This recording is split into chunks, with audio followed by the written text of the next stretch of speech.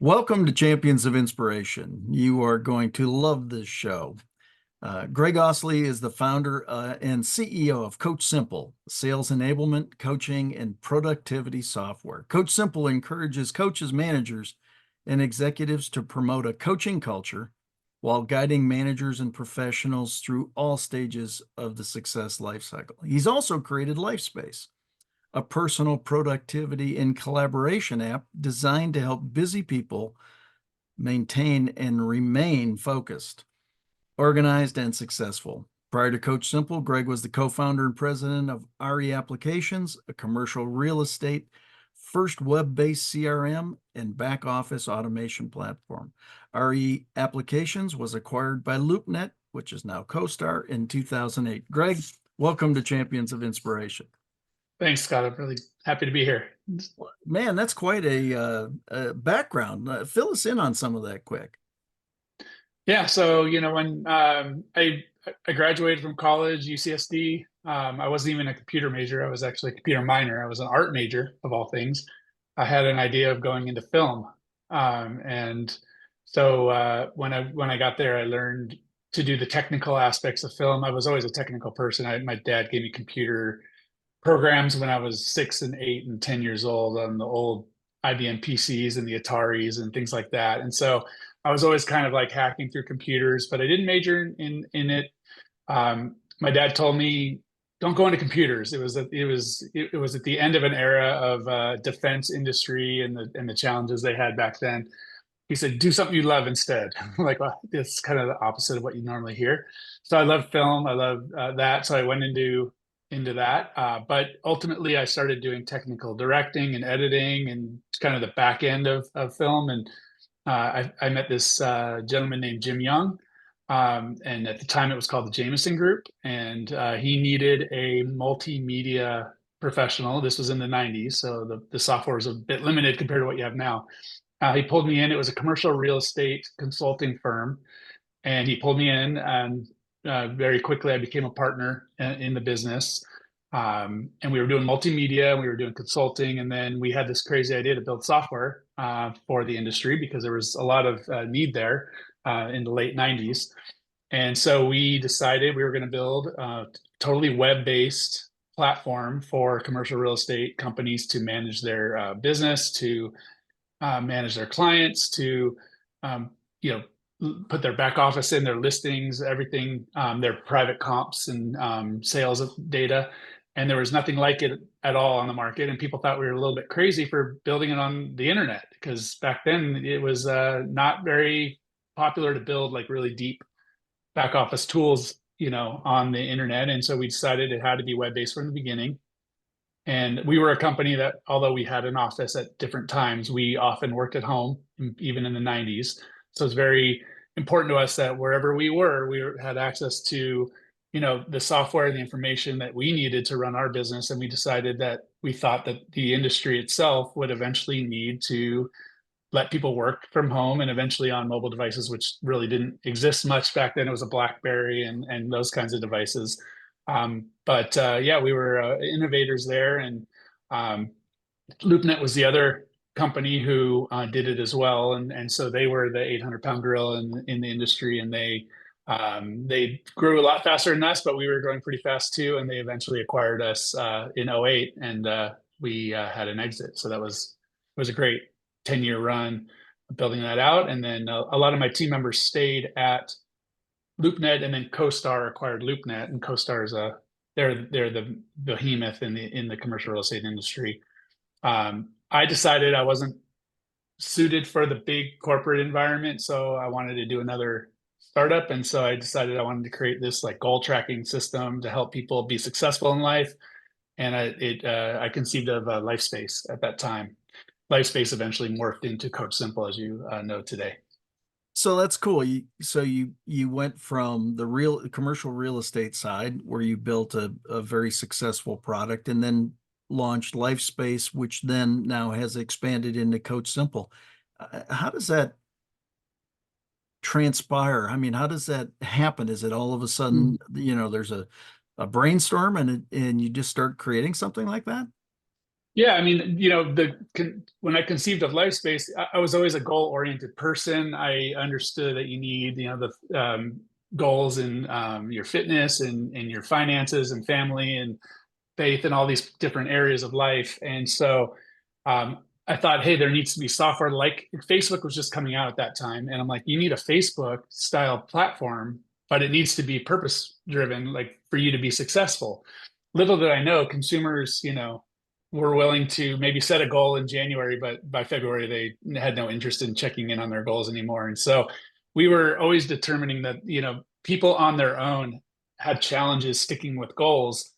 But we realized that if we work with either a coach or a manager within an organization, if you have someone holding you accountable to your goals, that's where the success happens. And so it was a pretty logical and easy pivot to go from LifeSpace, which is a great platform but underutilized, to something where coaches could use it with their clients and where companies could use it with their employees.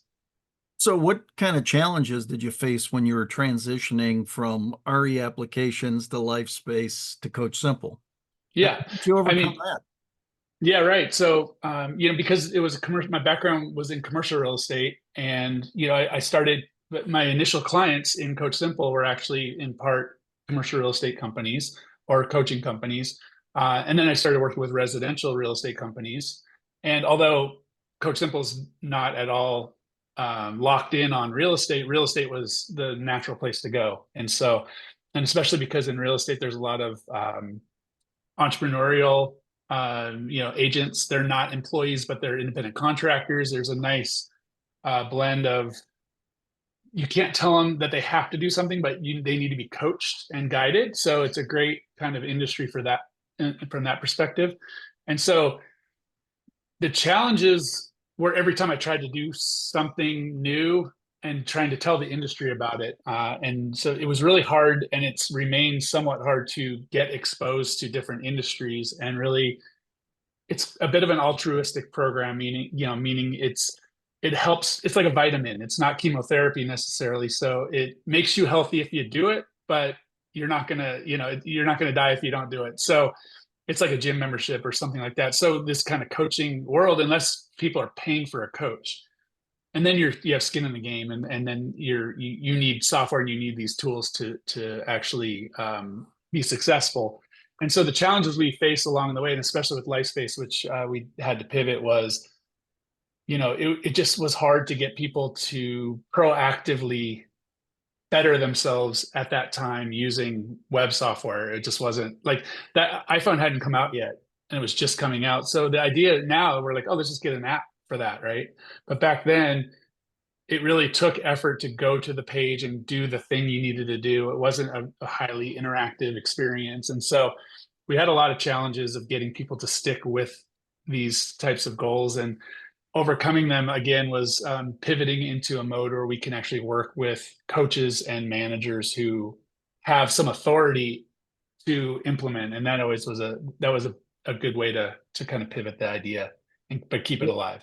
I've spent, gosh, over 20 years of my career speaking in the holistic disciplines. And obviously, much of that is talking about prevention. And boy, if you would just take better care of yourself, if you would eat better, if you would be more physical, if you would do all these kinds of things.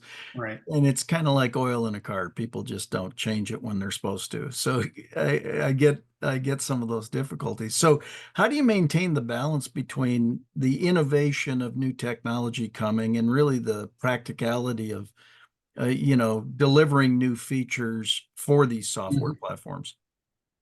Yeah, I mean, I love innovating. I love being the head of R&D more than anything else. I love to build the next new cool thing. And so sometimes that's a problem because we're always, kind of chasing the car. We're always trying to get to the next thing instead of perfectly implementing the thing you have and the things clients actually need. And so we've always been a client-centric business in that we've always taken feedback from the clients and allowed the clients to manipulate and change the software as it was needing to be changed. And so sometimes when you go online and you grab a piece of software, whether it's Zoom or Vimeo or whatever cloud-based software you find, you don't really have much influence in terms of changing it, right? It is what it is. They build it for what they think is the best case scenario. And a lot of software is great and it's a really great fit, but some software is really frustrating to use. We've always found with our business that if we can have that two-way partnership with our clients and help have the clients actually help influence what they need, and then make sure our software is customizable enough to allow for them to change it without breaking everyone else's software.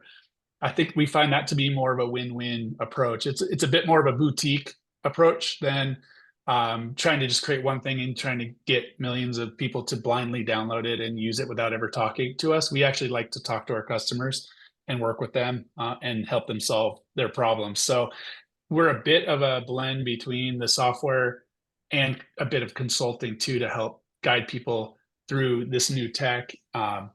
And so we spend a lot of time doing what they ask us to do, but we always try to, at least I do, I always try to look 10% or 25% ahead of the like skate where the puck's going, not where it is. When it comes to what clients are asking for, I try to think through what are they going to ask for next after this, or what would turn this into a product that multiple people can use. And so some of our clients really early on really love the idea of if they ask for something, like a brand new module or something totally new, we would say, yeah, let's do that. Everything you put in that's yours is proprietary, but we're going to try to turn this into a product and we'll split the cost with you. So instead of just hitting them up with consulting fees, we would partner with them to get them what they needed, but also build out the next cool and important feature of our product. So we always tried to work as a partnership with our key clients. Well, I know my platform, I absolutely love my CoachSimple platform. It's, gosh, as far as efficiencies and being able to take existing content and utilize it better. And I'm amazed consistently as I go to it and utilize it. So what role do you see this technology playing really in the evolution of the coaching space or training space that I'm in, or productivity in the workplace? Where do you moving? I mean, the elephant in the room is AI, right? And that's now taking over everything. And it's a critically important technology for the types of products that we create because it changes the way people interact with existing content, right? So in the old days, if you were going to create a course, you might create 30 videos and it's a sequence, and the person needs to watch video one, then video two, then video three. Maybe there's a knowledge checkpoint. And then they have to just basically make their way to the end of this maze, and then they get to say they're certified. But I think that style of learning is either going to be replaced or at least augmented with an AI approach, which is more of, yeah, you might want to watch some of the videos to get a sense of the topic. But if you're a professional in that world, you're going to need to solve a particular problem today. And so the idea would be, how can we use AI to be trained on the specific knowledge of that course, but let the user interact with it through a chatbot and through a conversational. So they can say, how do I, if it's real estate, how do I double my listings in the next year? Help me make a business plan. And so it would go through and look at the different training modules, find the best pieces of content, and give the user a plan to go after it. And so from that perspective, rather than sitting through and watching a course, you're actually having a conversation with the course about things you actually need. And so the future of technology, for one part, is taking all this content in the world. And if you look at YouTube, it's just flooded. It's an insane amount of great information on YouTube, but it's too much to digest. It's like a fire hose, right? So my technique is I try to listen at 2x or 1.5x just to try to get through it while I'm at the gym. Let's say I'll work out, I'll always listen to at least some kind of YouTube thing. And so now I'm starting to conceive of well, how do I put this great knowledge and drop it into AI and summarize it for me and give me some bullet points, but then let me deep dive it if I really want to later. And so the idea of learning is going to change completely because of AI. And so it's just a whole different game. So the people with content have to be really careful about what they do in terms of putting that out in the world, because once AI learns it, it can't unlearn it, right? So it's there permanently. You've given up your intellectual property. So our clients who are using what we call knowledge AI within our platform, is they're bringing their content to the table. We're putting it in a proprietary format, and we're training it with AI, and we're giving chatbots, but the content remains proprietary. And so that's a really important distinction. And so the whole learning ecosystem is going to be completely modified. So if any learning management system that isn't charging at AI is going to be obsolete. So that's one area. When it comes to coaching, I think there's like this trade-off where the idea of a virtual coach is obviously on the horizon. So again, it's you being able to now maybe make a phone call or have a audio conversation on your computer, but eventually it's literally going to be a video conversation back and forth with a virtual coach who's been trained on the methodologies of your coaching system. I see that as a potential future, and it's a clear and obvious future for like support. You're going to talk to chatbots. There's no way you're going to. It's a better experience than talking to some maybe outsourced support desk. It's always level one. They never have a level two answer for you. They'll always say, I'm going to ask my supervisor. It's a terrible experience. So I think that support's going to be, and help desks are going to be immediately replaced by AI, over the next 2 years. Coaching is tricky because the good coaches know your issues, know the way you communicate, they know your style, they know what works with you, what doesn't work with you. And so the nuances of coaching, especially elite coaching, right, I think that's going to be hard to replace with AI. And so I don't see people who pay $5,000 or $10,000 a month for an executive coach to just be willing to talk to a video AI coach, right? But it's like the inverted 80-20 rule, right? 80-20 used to be go after the 80 and then don't try to go for the 20. But I think the 80% in this case is going to be fine working with an AI coach first because it has enough, like it gives you enough to get going. So if you're new to real estate or you're in your first couple of years and maybe you don't have enough, you don't want to spend $2,500 a month on a coach, an AI coach might be a fantastic option. And so I think there's going to be this world where sort of the good enough is going to come through AI. And then the elite coaching programs are going to be done by high level professionals. They'll probably use AI to augment their coaching and as their co-pilot as a coach. But it'll still be that human need to work with the elite coaching. So when it comes to coaching, I can see sort of a Y in the road where the masses might actually enjoy working with a virtual coach and take their business from A to B to C. But then the elite businesses are going to want to go from A to B to F, and you're going to need probably a human coach at that point with legit experience. And so it'll be an interesting rollout over the next 5 years to see how far AI can get into that elite coaching world, but it definitely is going to be in the mass coaching. And then with education, one last thing is think about all the people in the world who don't have access to Harvard education and all these different elite schools globally. And think about people who are even bored with school or don't like it. And the ability for AI to teach them the same subject, same words, but maybe it's Shaquille O'Neal or, doing the coaching, or, maybe it's LeBron or whatever. I'm a Laker fan, so I'm going to keep it in my world. Maybe they're the coach, right? LeBron doesn't have to know how to do algebra because the AI will handle the algebra.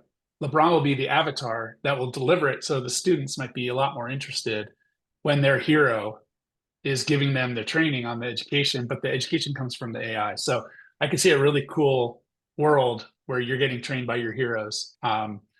And you're getting education from your heroes, using AI. So I could see that being, and that kind of blends into the educational piece. And so, education is, I'm sorry, not education, entertainment piece.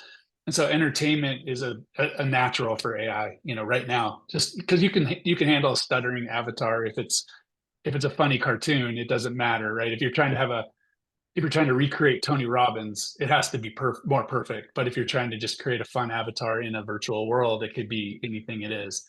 So I think entertainment's going to just explode with AI first, and then eventually it'll get to the heavy elite knowledge sort of concepts.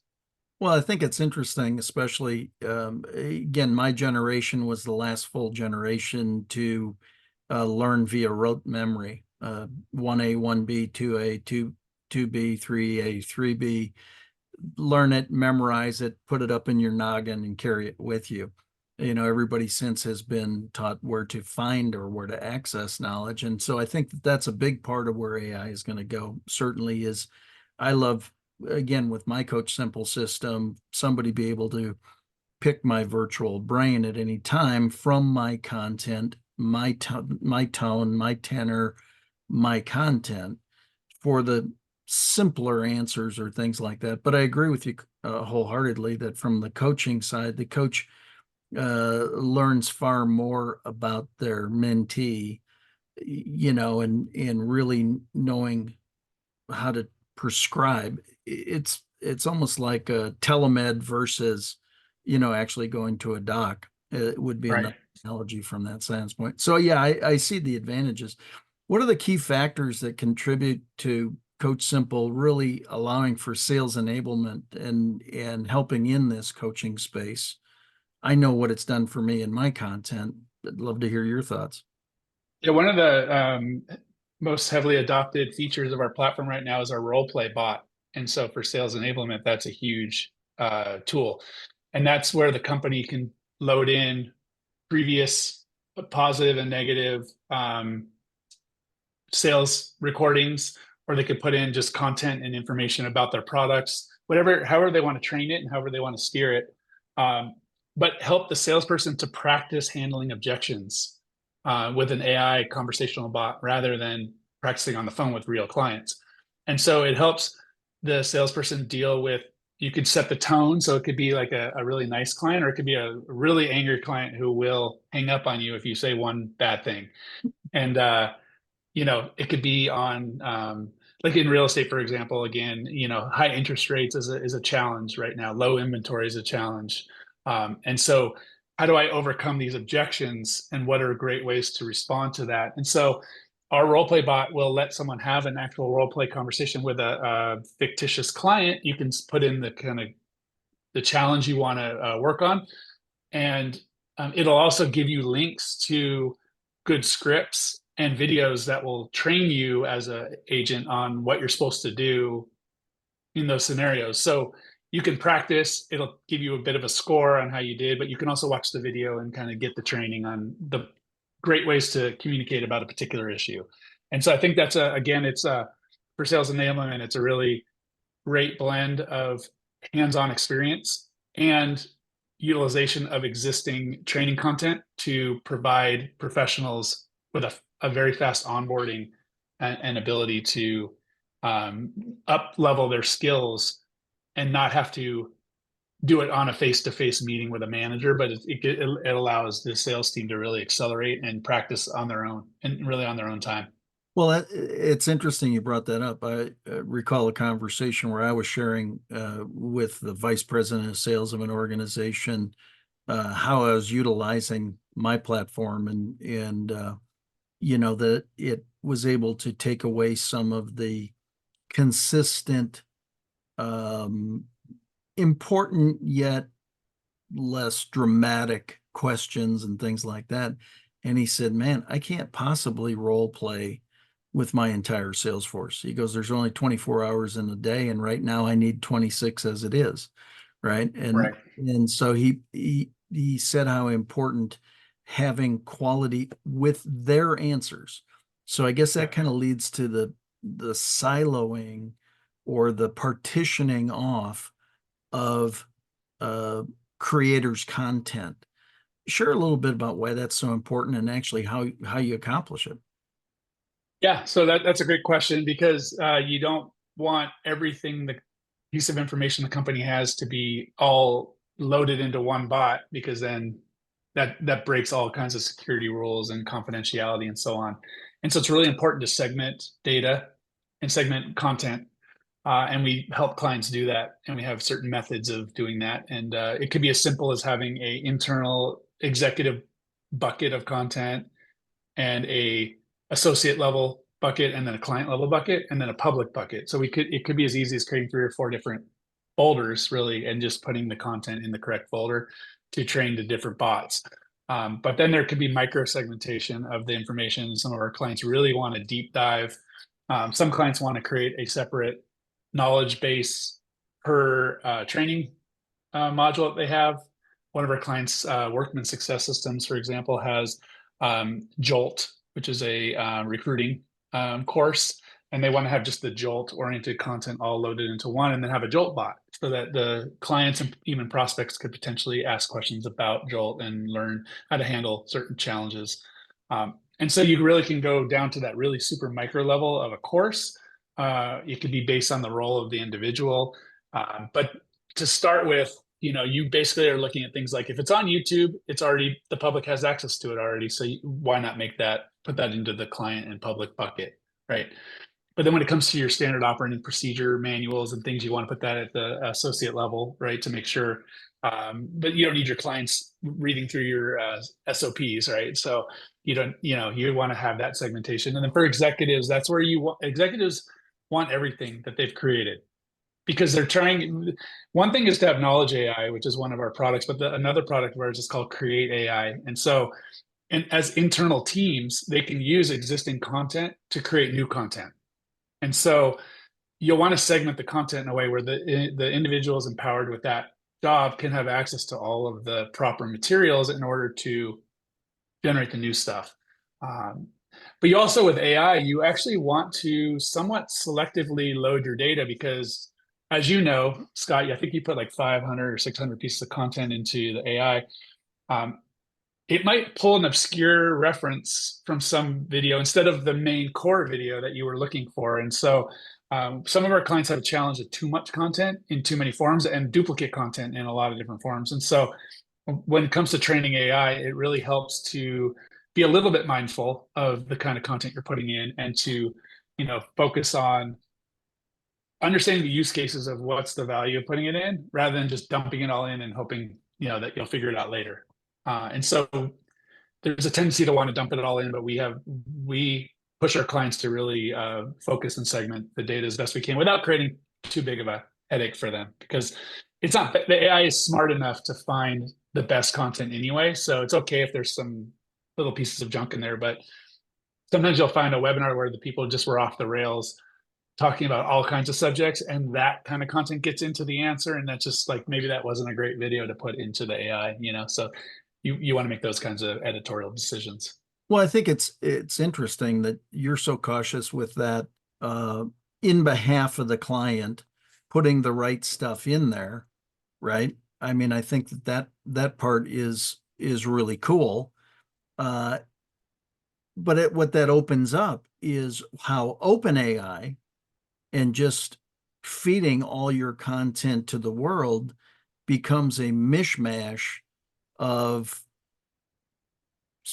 there's probably some misinformation in there somewhere, that gets mixed up with your really good stuff. So that's why I respect so much the CoachSimple system of partitioning off, making sure it stays special, making sure it stays yours, because that's, that remains valuable. And when you have value, it remains saleable as well. So the CoachSimple system is really a way to increase recurring revenue for many coaches and sales organizations as well. True? Yeah, I mean that's a great point because when we're training the bots with people's content, it's important that it's their content and it's their voice because there's no sense in you creating a trained bot using general knowledge because that already exists. And you might as well just go to ChatGPT at that point.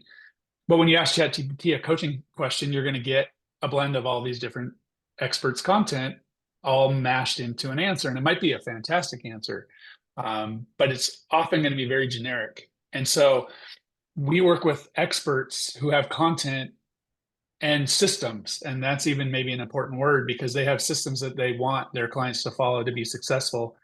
And it's important that we load those into our private AI and let the clients get access to that answer first and in that voice and with those systems rather than mishmashing all kinds of stuff from the general knowledge.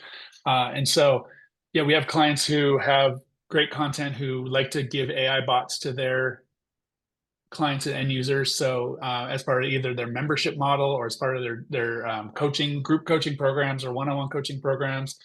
And so we work with clients to help them monetize what they have and make it available whether it's, like I said, a membership model where they can charge 99 or 149 a month and give them access to all the videos and all the content, but also now an AI bot to have a conversation with. Or in group coaching settings, you want people to be able to go have the call that you have, maybe a monthly call or every couple of weeks. But then in between the calls, you want them to be able to come in and browse the content and look for answer questions and things like that. So it's a great tool to generate recurring revenue. It's also a great tool to augment those programs that you might be offering anyway, but to give your clients one more new way of accessing the same content. Yeah, I just think it's fascinating. Again, I love my experience with it, and I would highly recommend CoachSimple to coaches, trainers, speakers who have been prolific at creating content throughout their careers to be able to organize it, utilize it, create new content from it, do so many different things. We could sit and talk about this all day. How do people get a hold of you, Greg? Yeah, CoachSimple.net. I'm also on LinkedIn, so happy to connect with people and have conversations. And so they can hit us up either way, CoachSimple.net or grab me on LinkedIn. Sounds great. Well, thanks for being here today. We're going to have to do another one of these. And thank you all for joining us here on Champions of Inspiration. We will see you again next week. God bless. Have a fabulous week. Thanks, Scott.